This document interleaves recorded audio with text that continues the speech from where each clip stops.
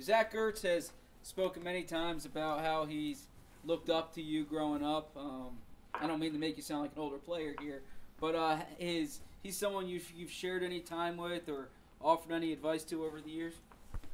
I haven't got to spend a whole lot of time with him.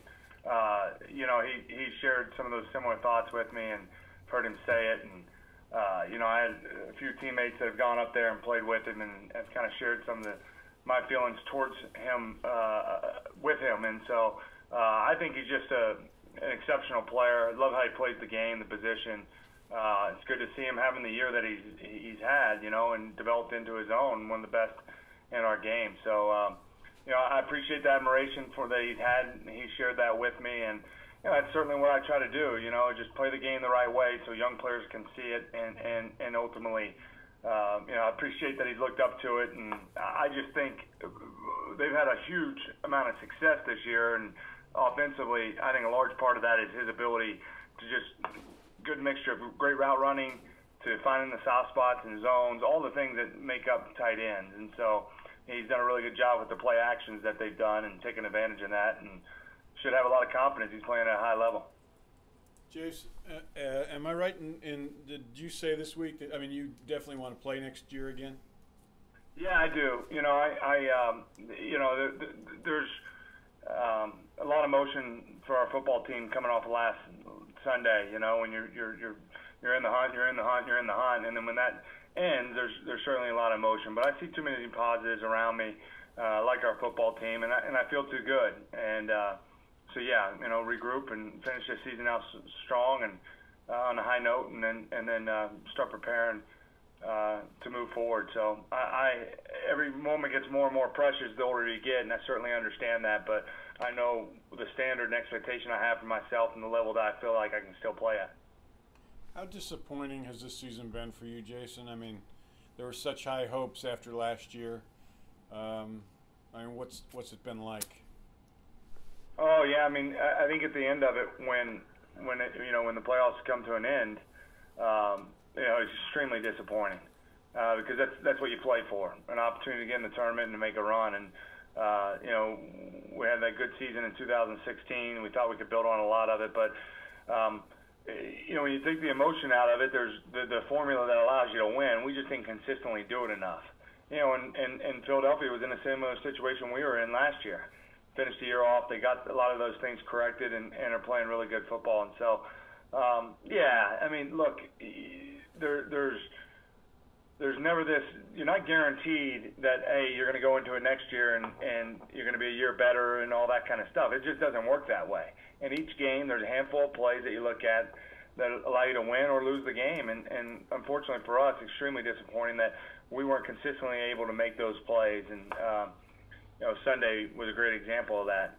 Just couldn't find ways, even though we were in control of the game for a lot of it, we couldn't find ways to score touchdowns in those situations. So disappointing, and we'll have plenty of time to reflect on it. Right now, we're going to move forward and focus on Philadelphia and trying to finish the year off right, getting a win. That Week 17 game last year, you were in the same situation the Eagles are in now. What did you do the week leading up to the game and then the week after the game to try to be ready and prepared for that postseason game after essentially 3 weeks without a full game in there? Well, they've earned the opportunity to be in the situation they're in, and every team handles it differently. For us, we just, we played a few series. We felt like it was important to have a good work week and then go up there and get some good reps. And, the opposing team is always going to give you the best shot, and you know that. And, we're able to get a little bit of rest, recover, use that as an opportunity. There's a lot of debate on what do you do in those situations, and I think, they've earned that opportunity to be in the situation they're in. And the best thing you want to do is get yourself feeling good so that when you get to the playoffs and after that bye, you're playing your best football because of what you've done over those last few weeks and how you handled it. And so you got to stay sharp, you got to prepare, you got to do all those things, and then go out there and play your best football. At the start of that Packers playoff game, did you sense any rust from the time off? No, I didn't feel that way at all. Truth of the matter is, you've been going since July 25th or so, and every day working towards it. I think it's the responsibility of the leaders and the team to, make sure they're getting that work in during the week. And here in Dallas, we work a lot of competitive situations in our practices throughout those weeks. So, I'm a firm believer, you work your tail off Wednesday, Thursday, Friday so that when Sunday comes, you can kind of just cut it loose and go play. And I felt like that was the formula we used here. And then you got to go do it. I mean, when you get to that level in the playoffs in the second round, I mean, everybody's good in those situations.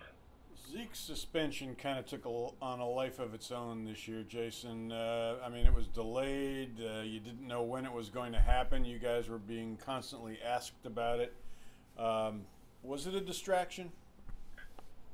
Well, I think it played out and it was ongoing. So from the standpoint of, it was on, it was off, and he had to answer a lot of it, and oftentimes his teammates had to address it and deal with it. But I think when you play for an organization such as this, Cowboys, there's a lot of things that come up, and the thing we have to do, and I think we've done a good job of that in past, is handling situations and not allowing it to affect our football team. And I commend Zeke for how he handled the situation. He was fighting for what he felt he needed to fight for in his name. And, even though it was on and off again, he never allowed that to affect when he came into work, keeping the main thing focused. And at a young age, to be able to handle that situation and come in here and not allow those distractions to get in the way, I thought he handled that really well. And then at the point where he went through the suspension, I think when he came back last week, he was very workmanship-like. He's come to work and put that behind me. Just let me come out here and do my job. And so you have to deal with those things. I think our team handled it well. I don't think that it's a reason why we're not playing in the playoffs. But I thought we did a good job of not allowing that to be a distraction, just communicating, talking it through, and handling it. And it was disappointing for him because I know how much he loves football and what this game means to him. And obviously, certainly he's an exceptional football player. Jason, you've been incredibly healthy in your career. It's phenomenal.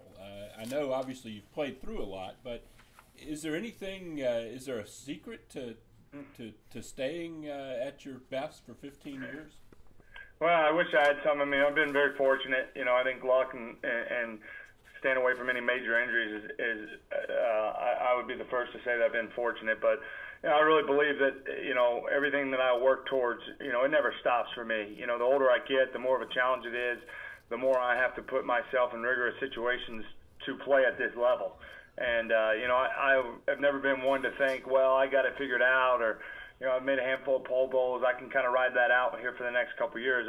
The older I've gotten, if anything, it's became more of a rigorous routine. And, I'm thankful for the people around me. I being in this organization for 15 years, these trainers, the strength coaches, the equipment guys, I mean, they've been my team. And so they've known me from a 20-year-old kid, green as can be, to now a 35-year-old guy that's trying to fight Father Time. And if anything, the secret's in the dirt. It's just getting out there doing it over and over again and continue to try to improve. And, I believe that. I believe that that's great leadership when you can go out there and show that example, and allow guys to see it. And it's never perfect, but constant improvement, and the secret's in the dirt from that standpoint. And you got to have a few breaks go your way along the way, and that I've had. The good Lord's blessed me with staying healthy and not having anything major. So hopefully that'll continue moving forward.